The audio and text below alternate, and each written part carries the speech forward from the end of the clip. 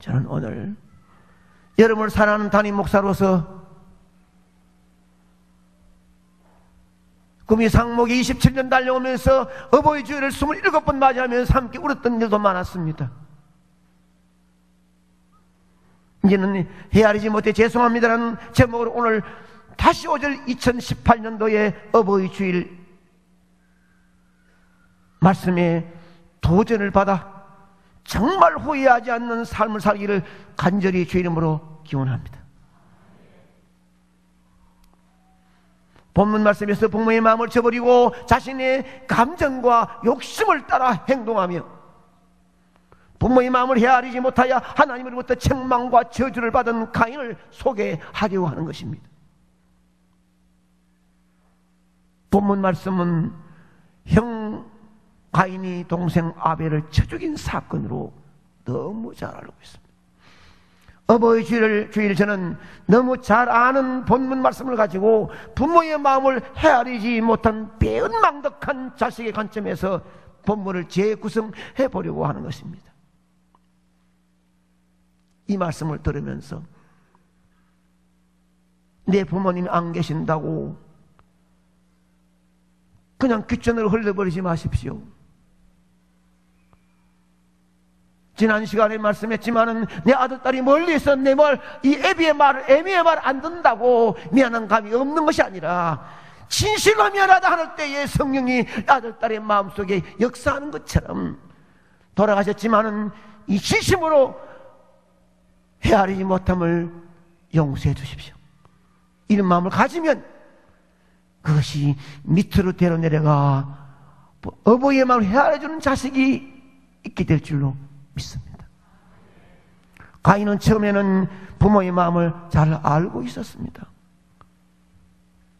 하나님께서 직접 흙으로 창조받은 아담과 아담의 갈비뼈를 통하여 만든 하와를 에덴 동산에서 생명나무 과일을 먹으며 영원히 살 수 있는 존재로 만들었습니다. 물론 최적의 조건으로 아무런 위험 없이 동산의 각종 식물을 마음껏 먹을 수 있는 축복. 그런데 하나님께서 먹지 말라고 명령하신 선을 알게 하는 나무 열매를 먹음으로 그는 에덴에서 쫓겨났지요. 그 벌로 죽어 흙으로 돌아가는 존재가 되었고 온갖 위험이 있는 세상에서 스스로 자신을 지켜야 되고 힘겹게 일해야 먹고 살 수 있게 되었습니다. 얼마나 낙심되었겠습니까? 얼마나 두렵고 무서웠겠습니까?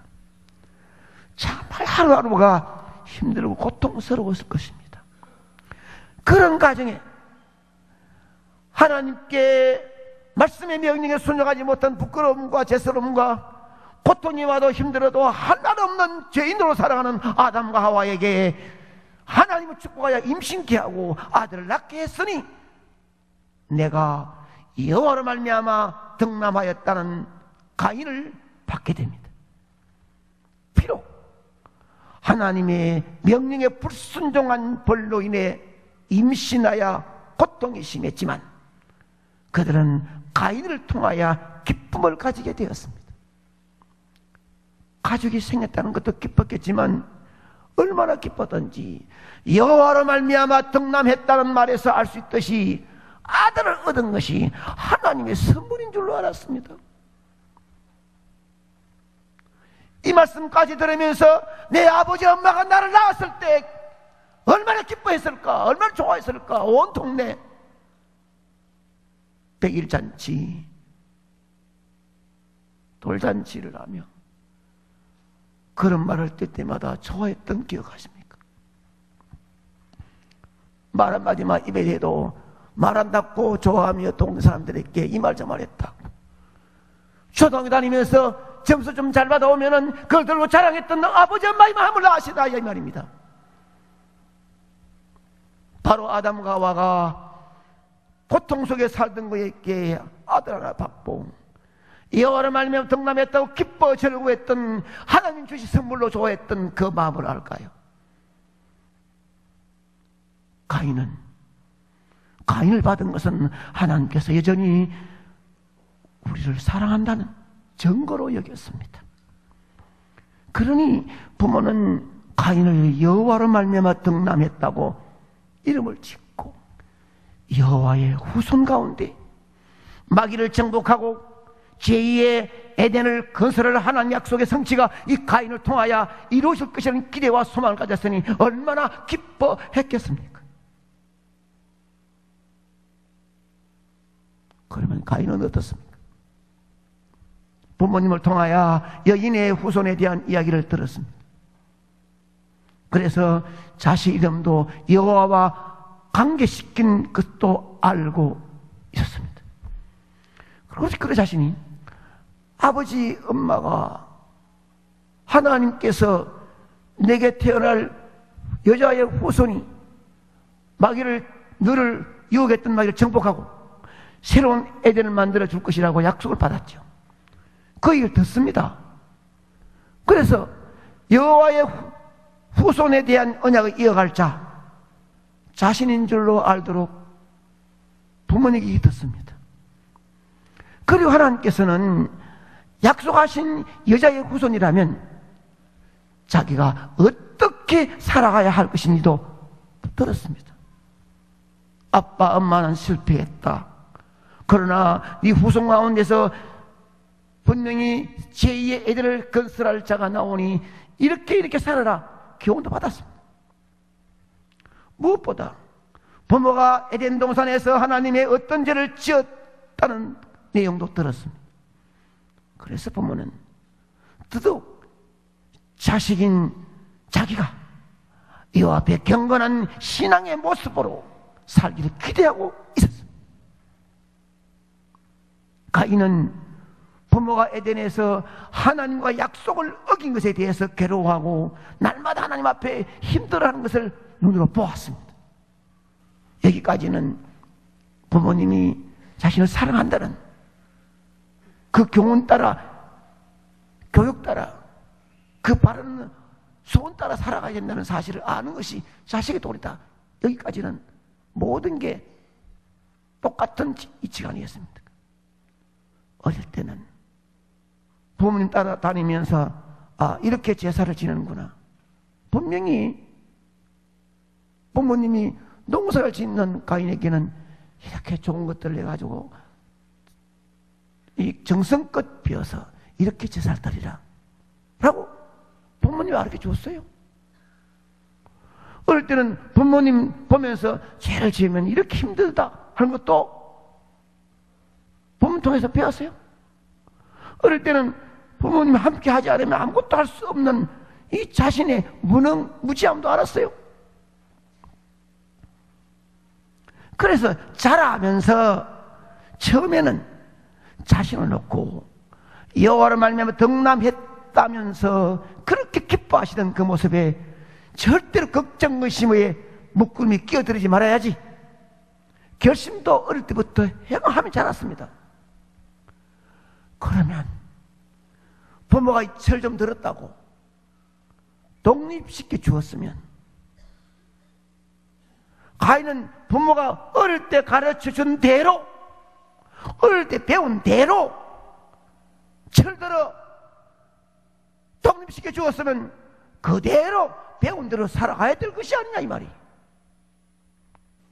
어쩌면은 땀과 눈물과 피를 쏟는 뜨거운 가슴을 안고 신앙과 믿음을 어두운 세상 잘 살아가라고 알뜰살뜰 키워주어 신앙의 믿음의 정진이 되어 이제 독립시켜준다고 어느 한 자리에 이르렀으면 예수님을 통한 하나님을 통한 말씀을 통한 그렇게 자라왔다면은 어느 자리에 가더라도 그대로 살아가야 되는데 철들어 독립시켜주니까 아버지 엄마 손잡고 배웠던 것은 멀리 가라 하고 지 멋대로 지 뜻대로 마음대로 간다면 자식이 노리겠습니까?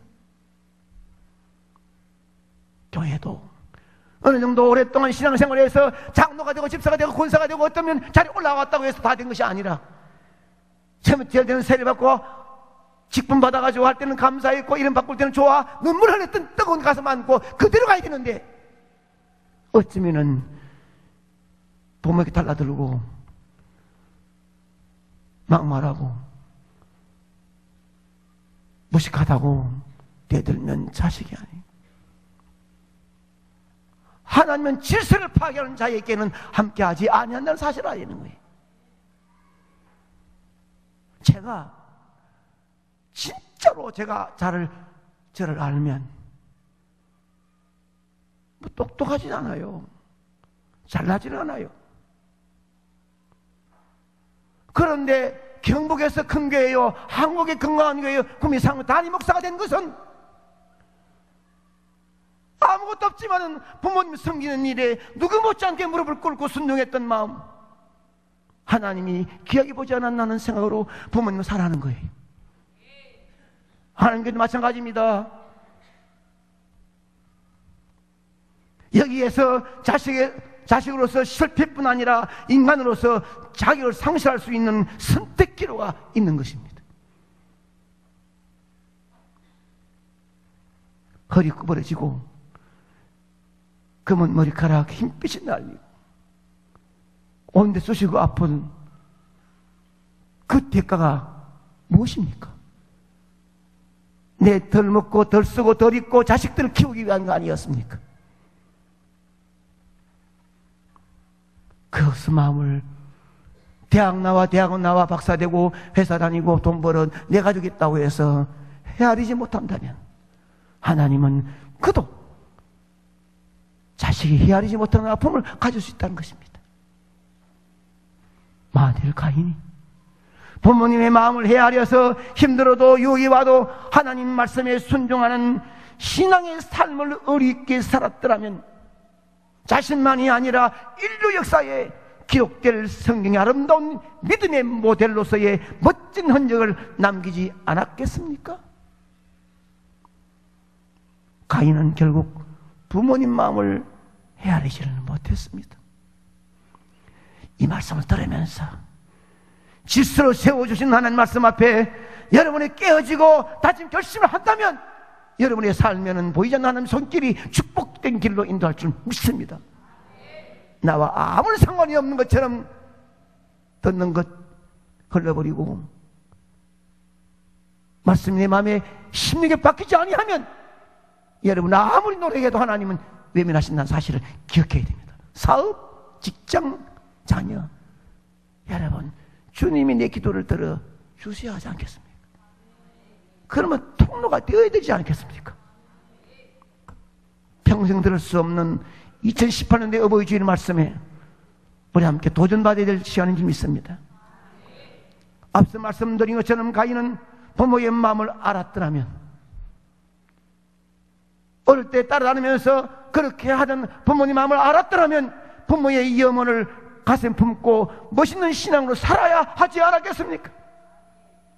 아마도 가인은 그 아우 아벨과 함께 부모님으로부터 어떻게 살아가야 할지, 물론 제사를 드리는 것까지 분명히 배웠습니다. 형제가 배웠습니다. 형제가 같이 배웠습니다. 그런데 세월 간 후에 그렇게 달라진 이유가 뭡니까? 같은 자리에 같은 말씀을 듣고 있는 거예요. 지금도 같은 당행원으로 같은 재적으로 같은 권사로 앉아 있는 거예요. 20년 지난 이후에 내 가문이 어떤 자리에 서 있는지 상상이나 해보셨습니까? 내 팔 내놓는다고 내 말 막말해버린다고? 여러분 아니에요. 그렇게 형제같이 배우고 같이 한 아버지를 섬겨왔는데 가인이 농사지은 땅에 소산으로 제물을 드리고 여호와께 제사를 드린 것은 가인이 마음대로 한 게 아니에요. 부모님 통해 가르쳐 배운 거예요. 문제가 생겼습니다. 여러분 성 읽으면서요, 뭐 양의 새끼를 가지고 제사 드리기 때문에 받았고 이 농사지은 건 안 받았고 아닙니다. 하나님은 아벨이 하는 그 제물 그걸 받고 가인의 제물 안 받았다. 말씀을 자세히 보면 하나님은 가인과 그의 제물입니다. 아벨과 그의 제물입니다. 아예 가인부터 안 받았다는 거예요. 제물을 안 받았다는 거예요. 아예 무시했다는 거예요. 받지 않았다는 말은 아예 쳐다보지 않았다는 거예요. 네가 뭘 가져왔느냐 이 문제 아니라 네 마음이 뭐냐 이것 때문에 안 받은 거예요. 보지도 않은 거예요.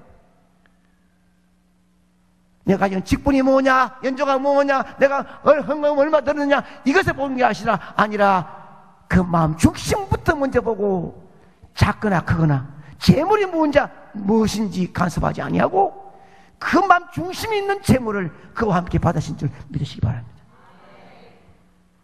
왜? 하나님께서는 가인의 제사를 받지 않으셨나요? 가인이 드린 재물이 땅의 소산이기 때문에 아니요. 말씀했지만 훗날 모세는 하나님께 받은 제사법이 나올 때 땅의 소산으로도 제사를 드리는 것은 문제가 안 됐습니다. 문제는 가인 그 자체. 여러분이 자식 위해 기도하고 사업 위해 기도 많이 하지요. 그러나 하나님이 나부터 받으셔야 내 기도가 응답되는 질서가 있는 줄 믿으시기 바랍니다. 하나님께서는 제사하는 가인 자체를 받지 않았습니다. 부모의 마음을 헤아리지 못하고 자신의 고집이나 교만으로 정성 없이 드리는 제사 하나님이 싫어합니다. 질서를 깨버리는데 부모님 마음을 헤아리지 못하는 그 마음을 받으시겠습니까?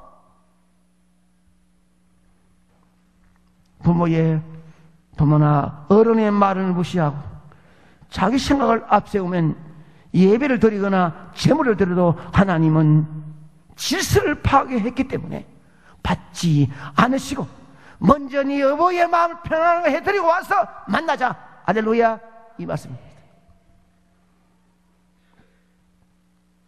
너를 놓고 길러주었던 네 어버이, 너를 키워주었던 어버이, 그 마음도 네 헤아리지 못하는데 내가 너 뭘 믿고 내가 네 제물을 받겠느냐? 눈에 보이는 어버이도 무시하는데 돌아가셨지만 진심으로 회개하는 마음으로 헤아리지 못했음을 가슴 아파해야 되는데 그것도 안 하면서 옷 잘 입고 많은 것 들고 그들은 푸림이 올라간다고 하나님 눈길 주느냐? 무시합니다. 재물이 어떤 것이냐, 얼마나 많으냐 눈길 주는 것이 아니라 내게 올라오는 네 마음에 담고 있는 네 마음 재물이 어떤 것인지 보고 계십니다. 그러므로 직분이나 신앙의 연조나 중요한 게 아닙니다. 세월이 가면 역사의 무대에 분명히 내려간다는 사실을 저는 알고 있습니다.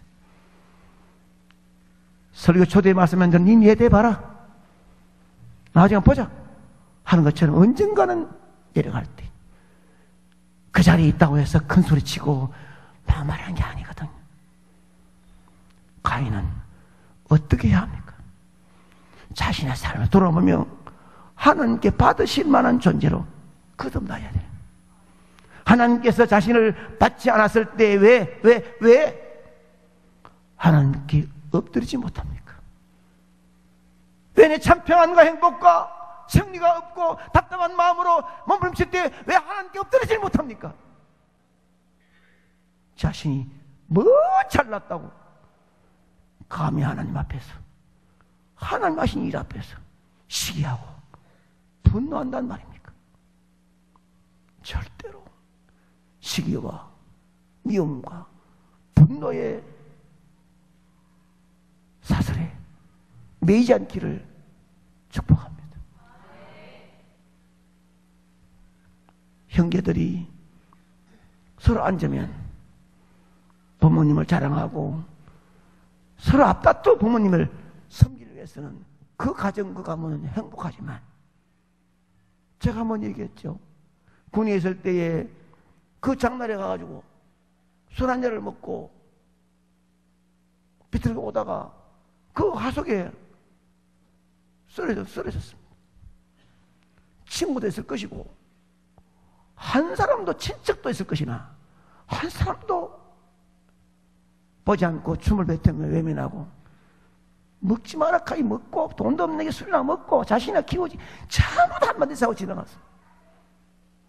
그때 빠르게 소문 들려져서 공부하고 돌아와야 될 남매가 일찍이 와서 례가에다가 가만히 깔고 그 냄새나는 아버지를 싣고 집에 와서 다 옷가리 삐고 빈로 씻겨가지고 그 자식, 그게 자식이에요.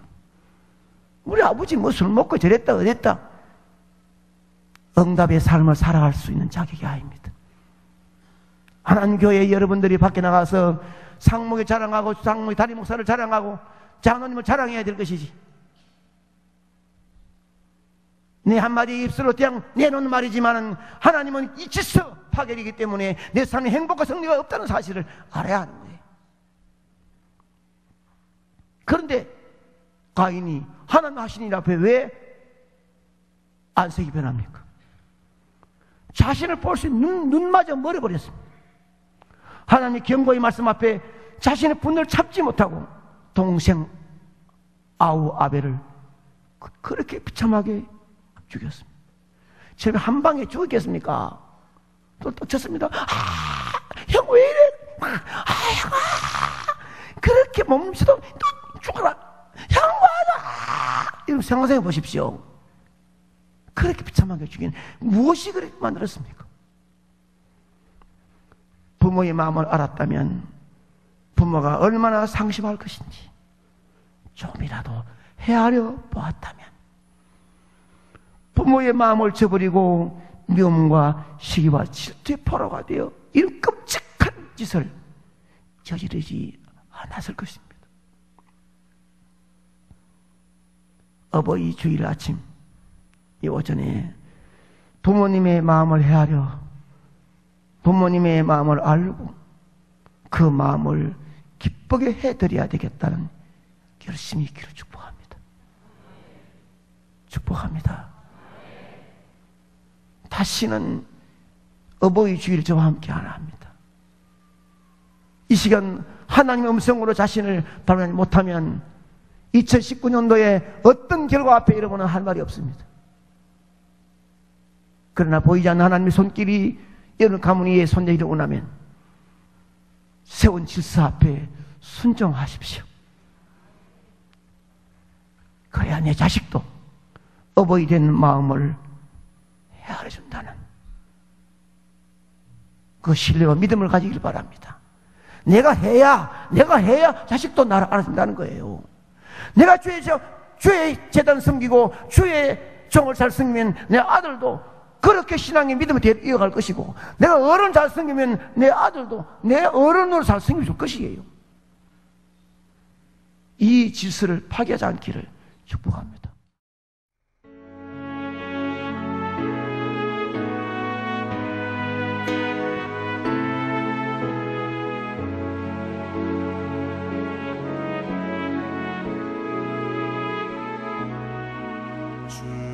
주님 앞에서